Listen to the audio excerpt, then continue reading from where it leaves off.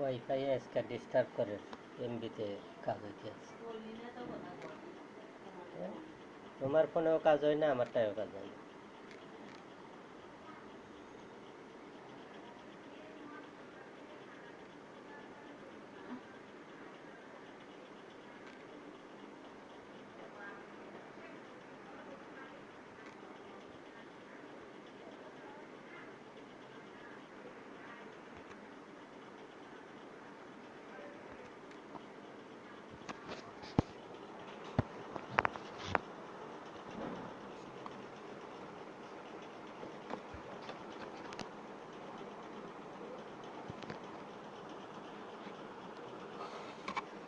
ওয়ালাইকুম আসসালাম। হ্যাঁ, আমি আল্লাহ রহমতে ভালো আছি। আশা করি তোমরা সবাই ভালো আছো। প্রিয় মাস্টার্স শেষ পর্বের শিক্ষার্থীবৃন্দ, আশা করি তোমরা সবাই নিরাপদে আছো এবং সবাই সুস্থ আছো এবং বাড়ির সবাইকে নিয়ে ভালো আছো। আমিও তোমাদের দোয়ায় আল্লাহ রহমতে ভালো আছি। তো যাই হোক, আজকে একটু নেটওয়ার্কের ডিস্টার্বের কারণে একটু দেরি হলো। তো তোমাদের আজকে আমি মাস্টার শেষ পর্বের আণবিক বংশগতিবিদ্যা, মলিকুলার জেনেটিক্স, ওয়ালাইকুম আসসালাম, মলিকুলার জেনেটিক্স তথা আণবিক বংশগতিবিদ্যা, ওয়ালাইকুম আসসালাম, এই পেপারের জিন প্রকৌশল ও জৈব প্রযুক্তি, জেনেটিক ইঞ্জিনিয়ারিং অ্যান্ড বায়োটেকনোলজি, এই চ্যাপ্টারটা, ওয়ালাইকুম আসসালাম, এই চ্যাপ্টারটার এর আগে কিছু আলোচনা করেছিলাম, সেটারই সংক্ষিপ্ত পুনরাবৃত্তি করে আজকে এই চ্যাপ্টারটা আলোচনা করব এবং আজকে তোমাদের ওই রিকম্বিনেন্ট ডিএনএ টেকনোলজির একটা স্লাইডও দেখাবো। তো যাই হোক, জিন প্রকৌশল ও জৈব প্রযুক্তি তথা জেনেটিক ইঞ্জিনিয়ারিং অ্যান্ড বায়োটেকনোলজি, এখানে আমরা গতদিন আলোচনা করেছিলাম প্রথমে জেনেটিক ইঞ্জিনিয়ারিং বা জিন প্রকৌশল কি। আমরা যদি অতি সংক্ষেপে বলি তাহলে কোনো একটা জীব থেকে কাঙ্ক্ষিত বৈশিষ্ট্যের জিন নিয়ে অন্য জীবের ডিএনএর সাথে সংযোজন করার মাধ্যমে সেই কাঙ্ক্ষিত বৈশিষ্ট্য সেই জীবে প্রকাশ করার প্রযুক্তি বা কৌশলকেই বলা হয় জেনেটিক ইঞ্জিনিয়ারিং বা জিন প্রকৌশল, সংক্ষেপে আমরা যদি বলি।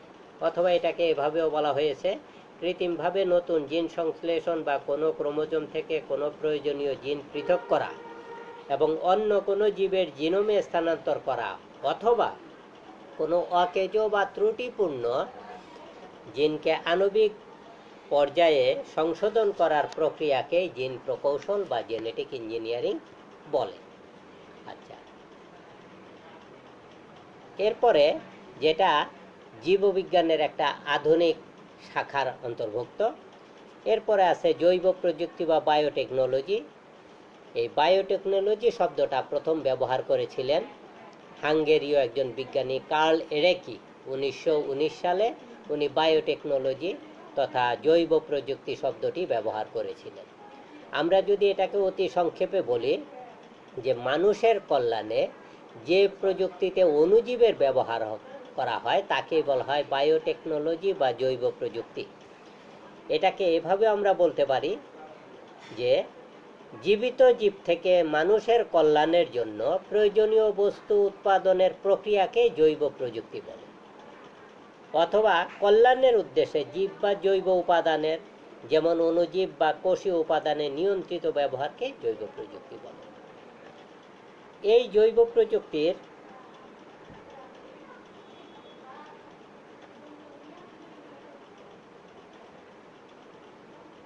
প্রযুক্তির অনেকগুলি ব্যবহারিক দিক রয়েছে, যেমন টিস্যু কালচার, বায়ো ফার্টিলাইজার তৈরি, বায়োগ্যাস তৈরি, জিই শস্য উৎপাদন, ঔষধ শিল্প, রসায়ন শিল্প, আণবিক জীববিজ্ঞান, রোগতত্ত্ব, ক্লোনিং ইত্যাদি বহু শাখায় জৈব প্রযুক্তি অন্তর্ভুক্ত, যেখানে প্রচুর এর আছে ব্যবহারিক দিক রয়েছে।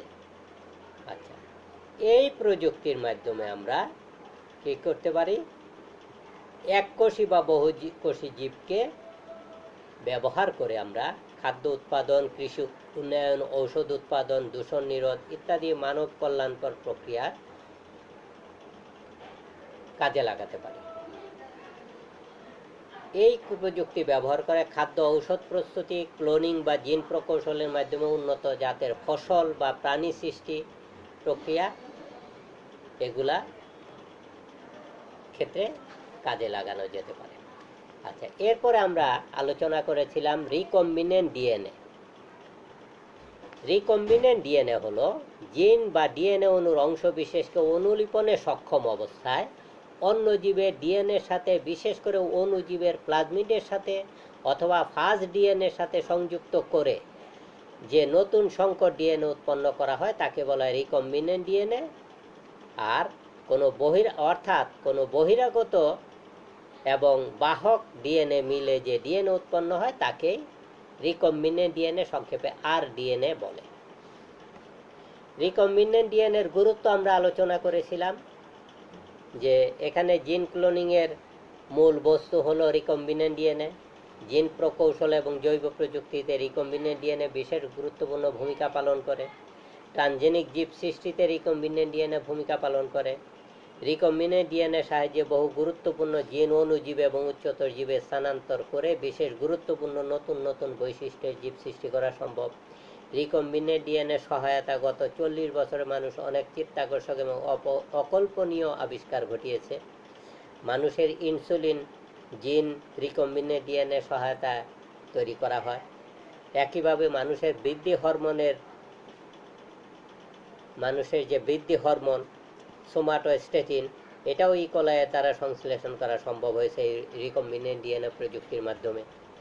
একই প্রক্রিয়া রিকম্বিনেন্ট ডিএনএ সহায়তায় জোনাকি পোকার আলো উৎপাদনকারী জিনটাকে তামাক গাছে স্থানান্তর করে বাহারি তামাক গাছ সৃষ্টি করা সম্ভব হয়েছে। এছাড়া টমেটো, আলু, তুলা, পেঁপে, গাজর, ভুট্টা প্রভৃতি বহু উদ্ভিদের প্রজাতি উন্নত ট্রানজেনিক জাত রিকম্বিনেন্ট ডিএনএ ব্যবহার করে সৃষ্টি করা হয়েছে। জিন প্রকৌশলে প্রয়োজনীয় উপকরণ আমরা সংক্ষেপে আলোচনা করেছিলাম। এখানে প্রয়োজনীয় এনজাইমের মধ্যে আছে নিউক্লিক অ্যাসিড কর্তন বা হাইড্রোলাইসিসের জন্য, যেটা এন্ডোনিউক্লিয়েসেস, এক্সোনিউক্লিয়েসেস এবং রেস্ট্রিকশন এন্ডোনিউক্লিয়েসেস। এছাড়া নিউক্লিক অ্যাসিড সংশ্লেষণের জন্য প্রয়োজনীয় এনজাইম সমূহের মধ্যে আছে রিভার্স ট্রান্সক্রিপ্টেস, এছাড়া পলিবারেস ইত্যাদি। অন্যান্য এনজাইমের মধ্যে আছে অ্যালকালাইন ফসফেটেস, মিথাইলেস, কাইনেস, ইনসার্টেস ইত্যাদি। এছাড়া টার্গেট জিনের মধ্যে আছে যে ডিএনএ বা জিনকে কোনো জীবে রিকম্বিনেন্ট ডিএনএর মাধ্যমে স্থানান্তর করা হয়, এবং টার্গেট জিনের পরিপূরক এমআরএনএ, অর্থাৎ এখানে টার্গেট জিন যদি সঠিকভাবে পৃথক করা সম্ভব না হয় তাহলে ওই ক্ষেত্রে জিনের পরিপূরক এমআরএনএ সহায়তা রিভার্স ট্রান্সক্রিপ্টেজ এনজাইম ব্যবহার করে সেই টার্গেট জিন সংশ্লেষণ করে নেওয়া হয়। এছাড়া টার্গেট জিনের বাহক হিসাবে বিভিন্ন রকমের প্লাজমিড অথবা ফাজ বা ফাজমিড ব্যবহার করা হয়। আবার মার্কার্স, যেগুলো এক ধরনের ডিএনএ অনুক্রম যা কোনো বিশেষ অ্যান্টিবায়োটিক প্রতিরোধী, বিভিন্ন রকমের ডিঅক্সিরাইবো নিউক্লিওটাইডস, লিঙ্কার্স এবং এটিপি, অ্যালকালি, কিছু প্রোটিন ফ্যাক্টর ইত্যাদি, এবং অণুজীব বা অন্য উদ্ভিদ বা প্রাণী যাতে রিকম্বিনেন্ট ডিএনএ ক্লোন করা হয়। রিকম্বিনেন্ট ডিএনএর প্রস্তুতির ধাপসমূহ আমরা এটা আজকে স্লাইডে তোমাদের দেখাবো।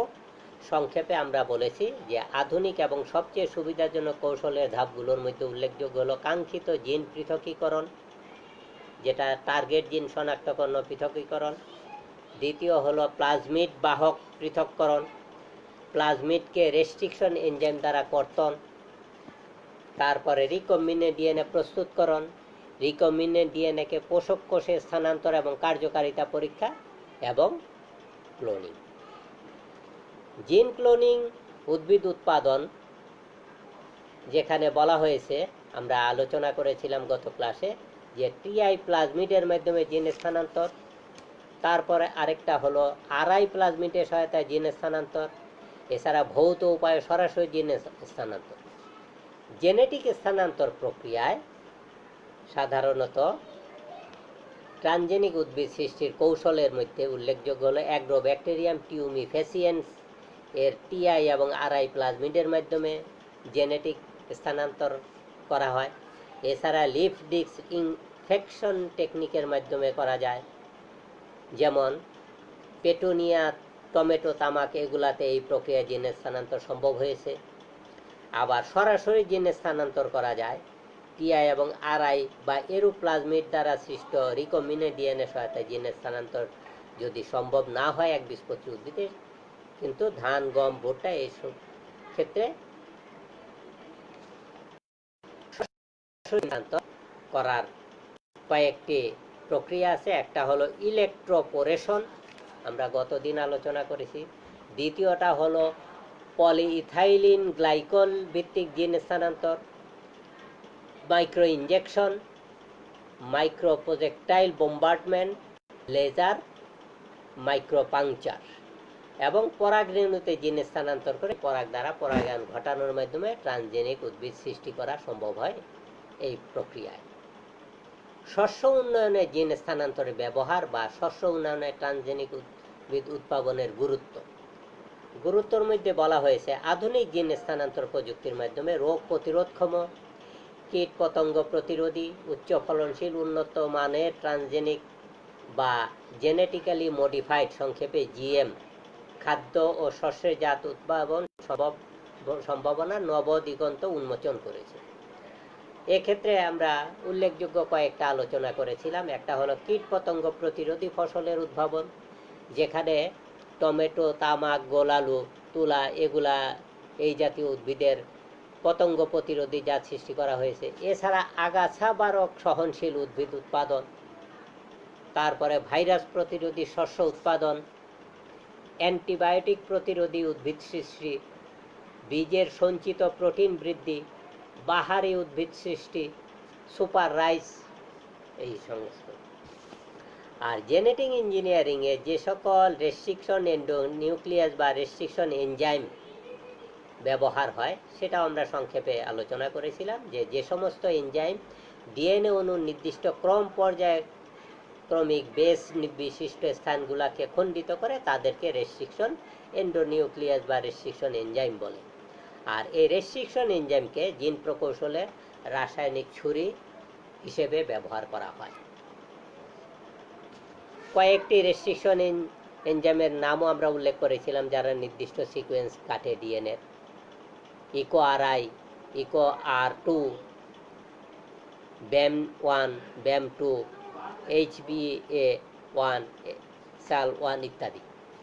রেস্ট্রিকশন এনজাইমের ব্যবহার সংক্ষেপে আমরা আলোচনা করেছিলাম যে রেস্ট্রিকশন এনজাইমকে ডিএনএ কর্তনে সূক্ষ্ম ছুরিকা হিসাবে ব্যবহার করা হয়।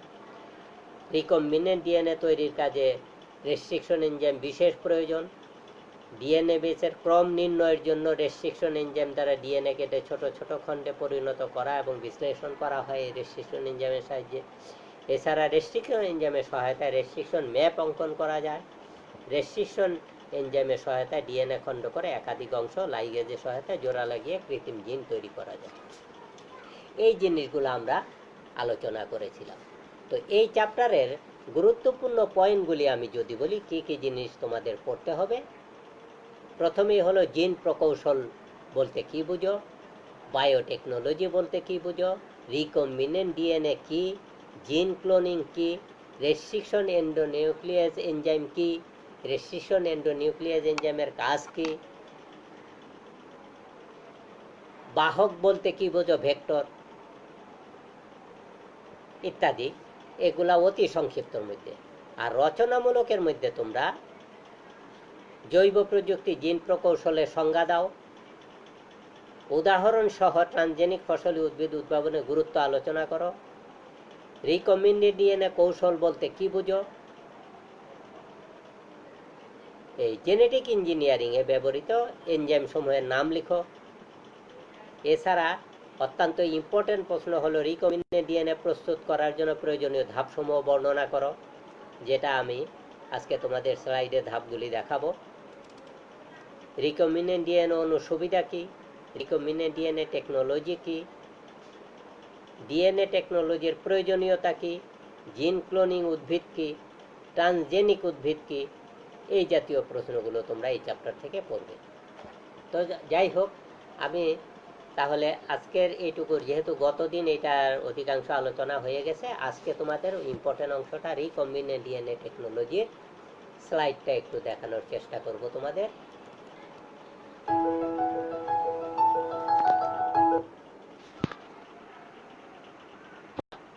DNA cloning is a method for isolating a particular sequence of DNA from a DNA sequences.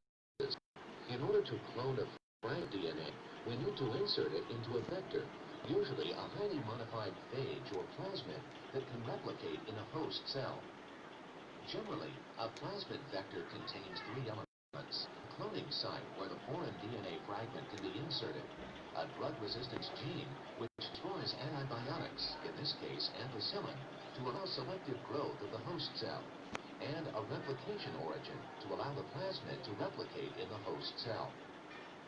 To insert foreign DNA, we must first use a restriction enzyme to cleave the vector at the cloning site. Here, EcoR1 cleaves the palindromic sequence GAATTC to produce single-stranded ends called sticky ends. These can hybridize with any piece of DNA that has also been cut with EcoR1.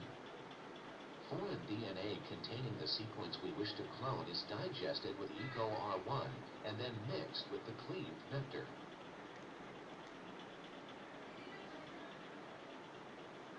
The sticky ends of the foreign and plasmid DNA molecules hybridize and then are sealed into phosphodiester linkages by the enzyme DNA ligase, creating a recombinant plasmid.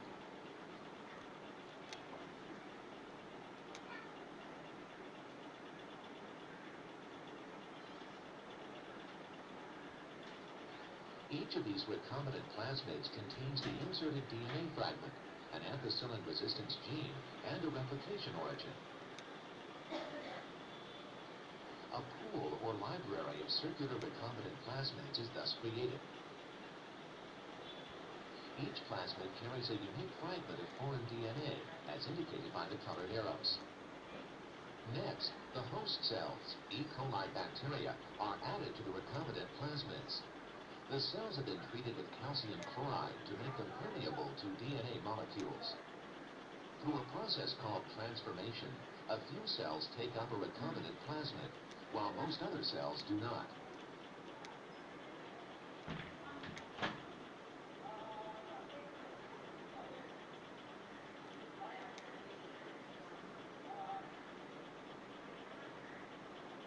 The bacterial cells are poured onto a plate of nutrient agar containing the antibiotic ampicillin.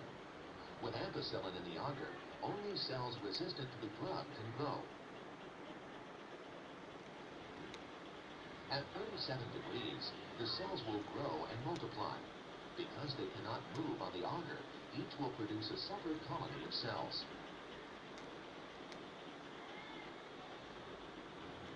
The non-transformed cells lack the plasmid with the ampicillin resistance gene and die. Cells that have a plasmid are resistant to ampicillin and survive.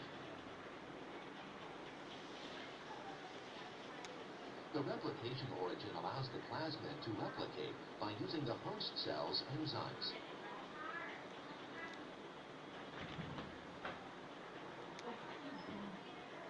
Plasmid replication is independent of host cell division, but plasmids are distributed to each donor cell when the host cell divides.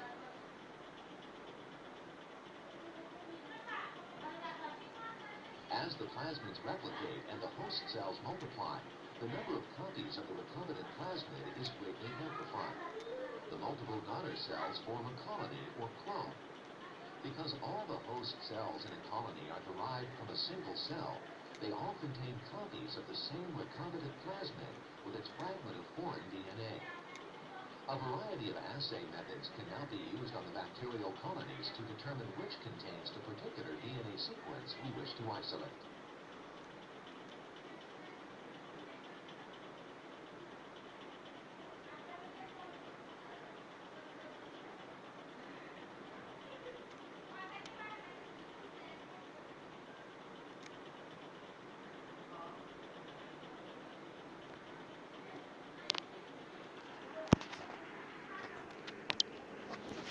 আচ্ছা, এই ছিল আমাদের সংক্ষেপে আমি recombinant DNA প্রযুক্তির কৌশলটা সংক্ষেপে দেখালাম। তো যাই হোক, আমাদের তোমাদের আণবিক বংশগতিবিদ্যার আজকের এই চ্যাপ্টারের এইটুকুই আলোচনা। তোমাদের যদি কারো কোনো প্রশ্ন থাকে বলতে পারো, আমি সংক্ষেপে এটা সারসংক্ষেপটা একটু বলে যাচ্ছি। আমরা তো প্রথমে তোমরা ইনবক্সে কোনো প্রশ্ন থাকলে বলতে পারো, আমি এইটার সম্পর্কে একটু আলোচনা করি। আচ্ছা, সেটা হলো আমরা এর আগে জেনেছি বায়োটেকনোলজি কি, রিকম্বিনেন্ট ডিএনএ কি, ইত্যাদি ইত্যাদি আমরা সংজ্ঞা জেনেছি। আর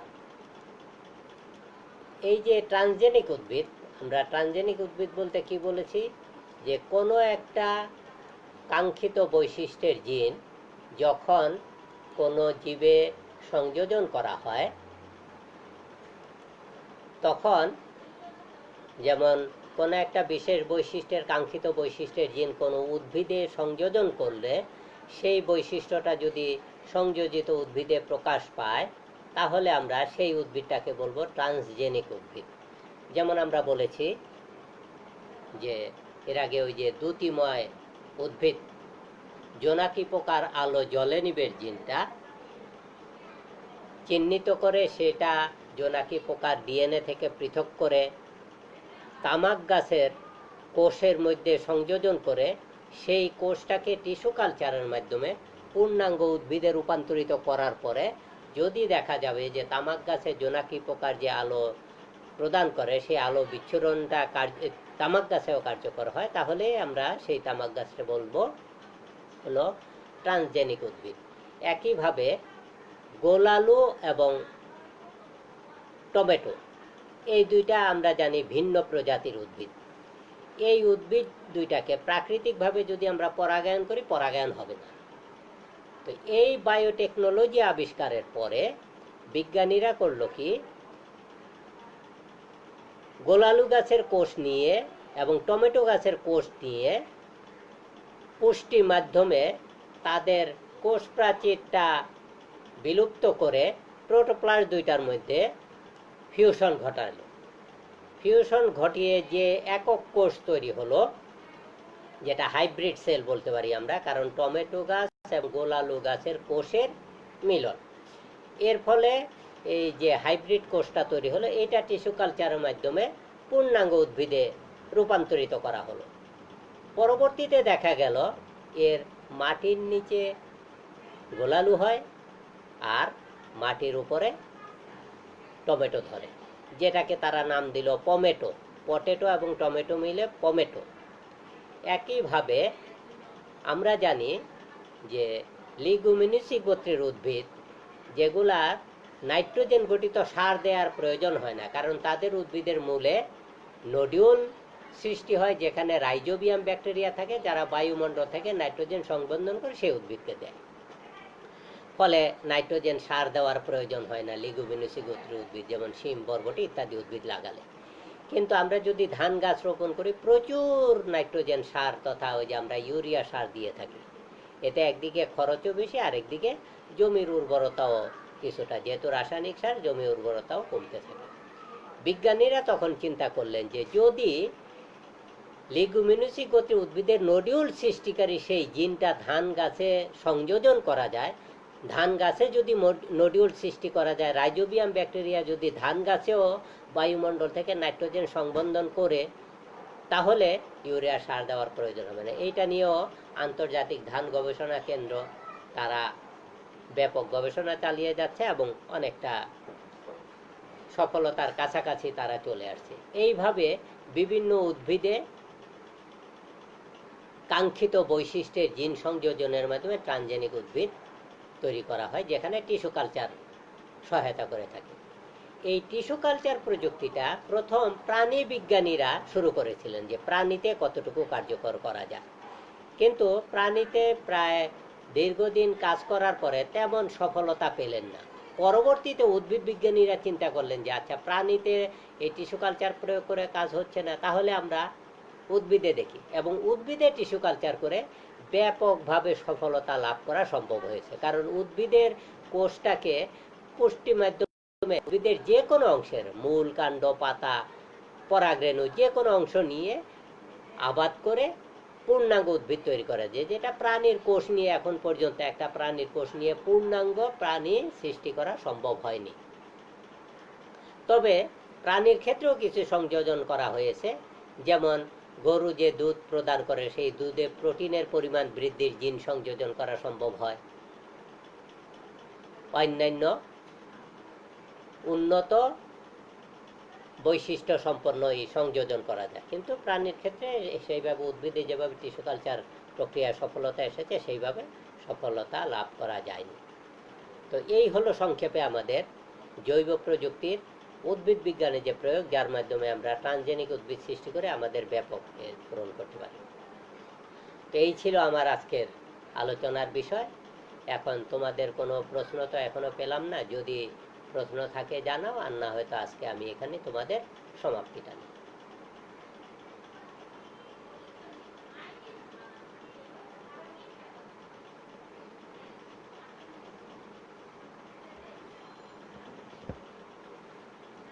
আমার মনে হয় তোমাদের আপাতত কোনো প্রশ্ন নেই।